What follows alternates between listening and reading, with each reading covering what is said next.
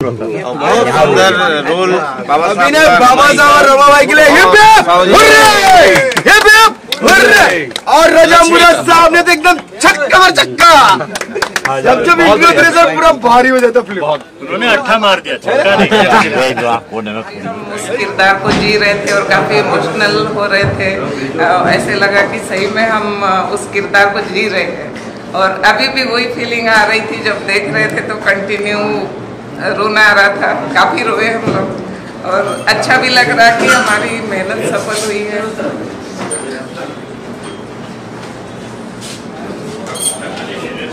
कैसी लगी movie sir? कैसी लगी मूवी? मैं मूवी का म्यूजिक डायरेक्टर हैं इस फिल्म के, तो मुझे तो अच्छी लगी और सिंगर भी। हम लोग वहाँ दुनिया को रुलाए, आज यहाँ खुद रो रहे हैं। कमाल रोल दिया। आपने रोल किया नहीं है, you have lived the role, you have lived the. ऐसा बहुत कम होता है कि कोई कलाकार रोल को लिव करता है, अपने रोल को लिव करता है। बहुत ही जो हर देशवासी को उनका हक, जो उनका अधिकार दिया है, वो मैं नहीं समझता कि दुनिया के किसी भी संविधान में नागरिकों को इतने हक हैं, इतने राइट्स हैं जितने हमारे पास हैं। आज से पहले काफ़ी भीमराव अंबेडकर पर फिल्में बनी हैं, लेकिन ये जो पहलू है रमाई का, अंग्रेजी में कहा जाता है कि हर कामयाब इंसान के पीछे एक औरत होती है, तो आज तक उस औरत को किसी ने नहीं दर्शाया, रमाई को। रमाई की क्या कुर्बानियां रही हैं, ये आज तक कभी किसी भी फिल्म में नहीं आया। तो इस पहलू को जो छुआ गया है वो अछूता है और मुझे बड़ा गर्व है कि मैं इस फिल्म का छोटा सा हिस्सा हूँ। और ये फिल्म नहीं है, ये एक डॉक्यूमेंट है, इसे लाइब्रेरी में रखा जा सकता है।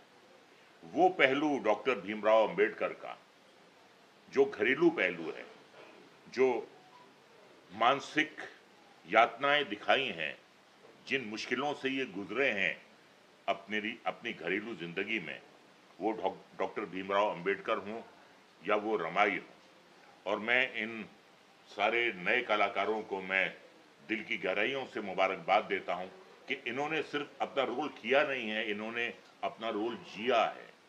लगता है कि डॉक्टर भीमराव अंबेडकर आ गए हैं, जिंदगी में आ गए हैं, और रमाई का जो इन्होंने रोल किया है वही कहूंगा कि लाजवाब रोल किया है। ऐसा लगता है कि रमाई दोबारा आ गई हैं, जीने आ गई हैं, हमारे साथ रहने आ गई हैं। और ये बहुत प्यारी ग्लैमरस, जिसे मैं कैटरीना कहता हूं, एक कमी थी कहीं ग्लैमर की जो इस लड़की ने पूरी की है। एक तो बहुत अच्छी टीम है, बहुत अच्छा। काफी लोग इमोशनल हो गए हैं, फिल्म के डायरेक्टर के बारे में क्या कहना चाहेंगे? होना भी चाहिए। फिल्म बनाई ही इसीलिए गई है कि डॉक्टर भीमराव अंबेडकर के कारनामे, उनके करिश्मे पूरी दुनिया जानती है, लेकिन उनकी घरेलू जिंदगी के बारे में इस पहलू को आज तक कभी किसी ने नहीं उठाया है। तो मैं मुबारकबाद देता हूं कि एक नया पहलू है डॉक्टर भीमराव अंबेडकर का, और किस तरीके से रमाई ने कदम कदम से कंधे मिलाकर डॉक्टर भीमराव अंबेडकर का साथ दिया है। और अगर रमाई नहीं होती तो भीमराव अंबेडकर उतनी बुलंदियों पर नहीं पहुंचते। इस फिल्म में रमाई और अंबेडकर जी कैरेक्टर किए हैं, आपके साथ खड़े हैं, अभिनय के बारे में क्या बोलें दोनों पे? इन्होंने रोल जिया है, ऐसा लगता ही नहीं है कि ये अभिनेता हैं। ऐसा लगता है कि डॉक्टर भीमराव अंबेडकर और रमाई दोबारा आ गए हैं जीवन में। ये कमाल की बात है। और दोनों लगते हैं, दोनों की शक्लें, सूरतें जो हैं डॉक्टर भीमराव अंबेडकर और रमाई से मिलती हैं, आप देख लीजिए। और ये भी बड़ा हसीन इत्तेफाक है, वो भी मियाँ बीवी थे, पति पत्नी थे, ये भी पति पत्नी है। आज के समाज को क्या कुछ सीख देगी सिनेमा? देखिए, ये भारतीय नारी, भारतीय स्त्री को ये एक श्रद्धांजलि है, मुबारकबाद दी जाएगी कि किस तरीके से हमारे घर की महिलाएं जो हैं अपने घर को संभालने में वो अपना जीवन अर्पण कर देती हैं। इससे बड़ी मिसाल मेरे ख्याल से दूसरी कोई नहीं। अम्बेडकर जी खड़े हैं, अभी रो रहे हैं, देखिए आंखों से आंसू गिर रहे हैं, बहुत इमोशनल। सर बहुत बहुत बधाई हो इस फिल्म के लिए, आपको बहुत अच्छा आपने किया। आपने क्या कुछ कहना चाहेंगे? लेजेंड के साथ काम करने का मौका मिला, क्या होना? जी, मैं इस फिल्म के बारे में यही कहना चाहूँगा कि मेरी पहली फिल्म थी और हमारे प्रोड्यूसर रामटेके साहब और डायरेक्टर कबीर जान ने हमारे पर विश्वास किया और इतने जो लिविंग लीजेंड है उनके साथ हमें कार्य करने का मौका मिला। अब हमने इसको जीने की कोशिश की इस रोल को, क्योंकि हिस्टोरिकल फिल्म थी। आपने कामयाब कोशिश की। कामयाब कोशिश। इसमें हम थोड़ा भी मतलब चेहरा या हाथ पैर या बोली भाषा बदल नहीं सकते थे। जो लिखी गई, जो हो चुका है उसी दायरे में ही रखना था। तो उसी दायरे में, एक सीमित दायरे में काम करना था। उसमें काफ़ी पढ़ के, उसको स्टडी करके फिर रोल करने की कोशिश की और हमारे डायरेक्टर ने हमें बहुत कुछ सिखाया पहली फिल्म की। और बड़े बड़े कलाकारों के साथ हम इनको देखते थे सर कैसे तैयार होकर आते और कितने अच्छे से डायलॉग बोलते हैं, तो हमें इनसे भी बहुत कुछ सीखने को मिला। इस तरह की फिल्में करना आपके लिए कितना चैलेंज रहा? बहुत ज़्यादा चैलेंज। कोई भी जो दूसरी हिस्टोरिकल या बायोपिक रहती है तो आपको एक दायरे में रहना पड़ता है। दूसरी कोई पिक्चर या लव स्टोरी या कुछ और रहती है, मिस्ट्री फिल्म, तो उसमें आप फ्रीली खेल सकते हो। आप कुछ भी जो कर लोगे वो माना जाएगा। पर अगर या बाबा साहब के इसमें अगर हमने आँखों की या हाथ के भाव भंगिमा अगर चेंज की तो वो शायद समाज और देशवासी हमें माफ़ नहीं करेंगे। और मैं इस बच्ची को भी मुबारकबाद देता हूँ। ये छोटी रमाई बहुत प्यारा काम किया है, इसमें बहुत प्यारी लगी है। तुझे भी बेटे बहुत बहुत शुभकामनाएं। चूल्हा जला रही थी।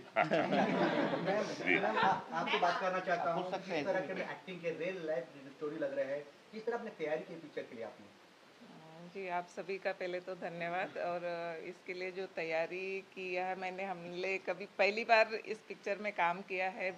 छोटी मोटी शॉर्ट मूवी पहले की थी मैंने, फर्स्ट टाइम बॉलीवुड मूवी में काम किया और उतना कुछ ऐसे एक्सपीरियंस था नहीं।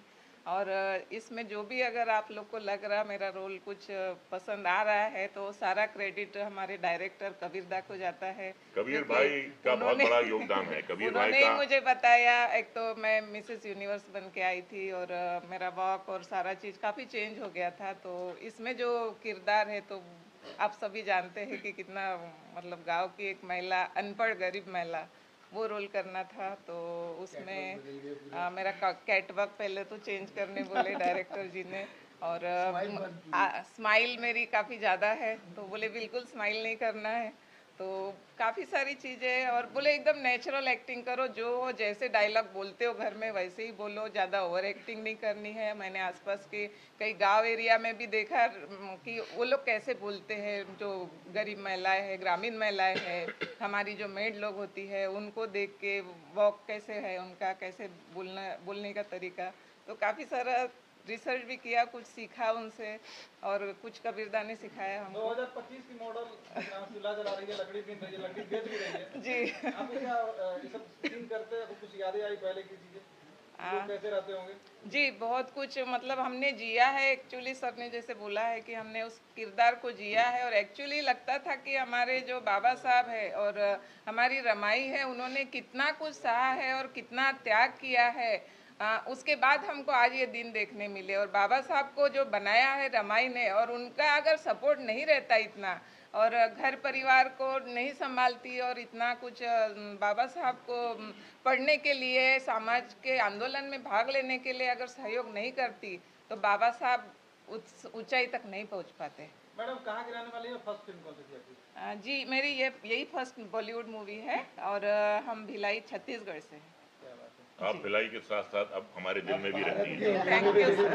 सर आप कहाँ के रहने वाले हैं और क्या कुछ कहेंगे सिनेमा की इंडस्ट्री के बारे में? सर मैं भी भिलाई छत्तीसगढ़ के और उन्हीं के घर में रहने वाला हूँ। उन्हीं के पति हैं। रियल लाइफ और रियल लाइफ में हम पति पत्नी हैं। रियल लाइफ में कितना सपोर्ट करती है सिनेमा को छोड़ के? उतना ही जितना रमाई करती है। और मैं सोचता हूँ कि हर घर में भी, बिल्कुल सच कह रहा हूँ, और हर घर में एक रमाई दिखी। सर सबसे पहले तो फिल्म को बनाने का जो हम सोच रहे थे और हमें महापुरुष पर फिल्म बनानी है, लेकिन उसके लिए जो बाबा साहब को ढूंढना ये बहुत टेरिफिक काम था। तो मैं प्रोड्यूसर सर के साथ भी कभी मरतबा बातचीत होती रही हमारी, लेकिन सर जी का जो एटीट्यूड जो था, चलना उठना बैठना, संविधान निर्माता फिल्म के वक्त हम भिलाई में गए थे तो सर जी का कार्य देखे। अच्छा, इनको रियल में भी भगवान बोलते हैं, भिलाई में क्षेत्र उधर छत्तीसगढ़ में। बाबा अम्बेडकर लग रहा है। नहीं, ये मोटे तो सर हम सबने सर को मनाने के लिए बहुत प्रयास किया। सर हमारे साथ में बैठते भाग जाते थे ऑपरेशन करने बोले मेरे को एक्टिंग नहीं जमेंगी, लेकिन हमने इनको पकड़ लिए सर, आखिर में कैद कर लिए। और सर बोले नहीं सर, बस चश्मा पहनना है आपको और थोड़ी मूछी उतार दीजिए। पहली बार मूछी उतार दी इनकी हमने, और जब चश्मा पहने सही में बाबा साहब दिखे। बोले एक्टिंग कैसे करेंगे? बोले आप तो डायरेक्टर बॉडी के डायरेक्टर हो, आपके अंदर में भगवान भी है, बहुत अच्छे से लोगों को आप ट्रीट करते हो। तो बोला भगवान तो ऑलरेडी है, तो बाबा साहब क्या है? भगवान की वजह से डायरेक्टर की तरह एटीट्यूड है। बोला वो भी है, और आप हमारे ही वर्क के हो तो आपको सब आएगा। तो सर मुझे कुछ भी वर्कआउट नहीं करना पड़ा ज़्यादा, सिर्फ इन्हें एक याद दिलाता था और इनके अंदर में इमोशन। राजा मुराद जी को कैसे मनाया इस कैरेक्टर के लिए? मैं खुद मान गया। मनाने की जरूरत नहीं पड़ी। राजा मुराद जी के बारे में मैं आपको डॉक्टर साहब को बहुत बहुत शुक्रिया देना चाहूँगा, क्योंकि हम लोग मतलब हम राजा मुराद सर तक पहुँचेंगे नहीं पहुँचेंगे, हम डिस्कशन कर रहे थे कि शव मार्च के लिए कैसे करेंगे। लेकिन डॉक्टर साहब को बहुत लिंक था, उन्हें फट से धड़ क्या कर दिए, बोले कबीर तू अब नरेशन करने जा। हम नरेशन किए, सर जी ने मौका दिया मेरे को, राजा मुराद साहब ने, मैंने नरेशन किया और सर ने विश्वास किए। तभी मुझे लगा कि मेरी अपनी फिल्म में सफल हो गया, कि महास मेरे लिए बहुत बड़े स्टार है, सबके हम बचपन से इनको देखते हुए बड़े हुए हैं, है ना। और रमाई जी की बता दूँ, अभी लगे हाथ है ना, सवाल तो करेंगे थे ना, बता दीजिए। तो अब ऐसा हुआ कि डॉक्टर साहब को हम थोड़ा पढ़ाने घर में जाना पड़ता था, इनको समय नहीं था, तो सर को देखते थे, रमा बाई बैठे रहते थे, तो हमने बोला कि रमा एकदम मॉडल लुक में, चाय भी मैडम देती थी हमको, बोला चाय रात हो जा रहा है इतना, बस एक चाल नहीं जा रही है ना। तो मैं मैडम जी को बोला, मैडम जी आप मॉडल तो हो, अब इस फिल्म में थोड़ा सा बजट बचा दीजिए हमारा, रमाई बन जाए। बोले नहीं नहीं वो किधर, कैसे मैं कैसे कर पाऊंगी, मैं तो मैडम जी आप कर लूँगे पक्का। बोले नहीं नहीं, मैंने फिर मैडम को वो लकड़ी जो होती है ना सर, लकड़ी को दोनों पैर को अपन बांधते हैं तो आप सीधे चलते हो, है ना। तो मैडम बोले सिर्फ एक बार चल कर देखो, वो डालकर बांधे वो, और मैडम चलने लगे। और बोले मैडम रो ना, सिर्फ इमोशन में रो के आपके पति साहब कुछ हो गया। मैडम चले, हमने वीडियो बनाए, सर ने वीडियो बनाए, फट से दिखाए। बोले हाँ, बोला हो गया मैडम, अब बाई लोगों को कवर करो। और फिर इतने अच्छे रमाबाई का किरदार किया हुआ, आप दोनों को बहुत बहुत नमन। म्यूजिक एडिटिंग और अपने डीओपी का क्या कहना चाहेंगे? सर म्यूजिक डायरेक्टर के बारे में पहले म्यूजिक की बात कर दूं कि म्यूजिक डायरेक्टर हमारे दिनेश अर्जुना जी है, थोड़ा सा कैमरा घुमा लीजिए, है ना, दिनेश अर्जुना जी है। और इन्होंने जब हम फिल्म कोई भी स्टार्ट करने की रहती ना सर, कोई भी स्क्रिप्ट भी लिखना रहता ना, तो मैं म्यूजिक डायरेक्टर साहब से सलाह मशवरा करके हम सीन तक खुद मिलकर लिखते हैं, पूछते हैं एक दूसरे को। इस फिल्म में राइटिंग में मुझे डॉक्टर साहब का काफ़ी मदद मिली है, ये भी बता दूं। बाकी फाइनेंशियल ठीक है, इधर है लेकिन इन्होंने भी फाइनेंस कर दी मेरे को, कम पड़ा भाई ये ले कभी टर्म मत। तो इन्होंने जो मुझे हम लोग जो डिस्कशन करते हैं एक भी सीन लिखने के लिए, तो इमोशनल इसलिए म्यूजिकली बहुत अच्छी गई। बड़े बड़े सिंगरों को हम लोगों ने कोशिश की जितनी ले सके, इन्होंने इतनी मेहनत की है। आखिरी गाना जो सुने आपने, वो आवाज़ भी सर की है, ये हो गया म्यूजिकल। उसके बाद मिक्सिंग करके हमारे कासिम सर ने इसको 4 चांद लगा दिए, इतने ज़बरदस्त किए। ओके, और हमारे जो संवाद जो हमने रिकॉर्ड किए वो अभी ऑडियो पर आ गए अपन मिक्सिंग में। तो हमारे बाबू भाई हैं, बाबू भाई आ जाइए इधर फट से, थोड़ा थोड़ा लीजिए। बाबू भाई जो है, इन्होंने मुझे शुरू से लेकर अभी तक बिल्कुल छोड़े नहीं, मेरे ये मुंबई की टीम ने इधर छोड़े नहीं। कमाल सर वो मुझे सपोर्ट में, कमाल सर इधर, कपिल लालवानी जी भी आए, अशोक देवली मुझे बिल्कुल यहाँ पर साथ देते थे, वो उधर से। तो इन्होंने भी इतना अच्छा रिकॉर्डिंग किया, और कासिम सर ने इतना प्यारा मिक्सिंग किया है कि उनके लिए क्लैप भी बनता है। अब रही बात इन सबको बनाने के लिए, वीडियो एडिट करने के लिए, मेरा भाई अभी वहाँ है, मैं चाहूँगा अलमास भाई तुम इधर आओ। एडिटर साहब ने अभी तक वो काम कर रहा सर, अभी भी ट्रेलर काट रहा है। अलमास जी एक मिनट चेहरा तो दिखाओ, उधर से जल्दी हो।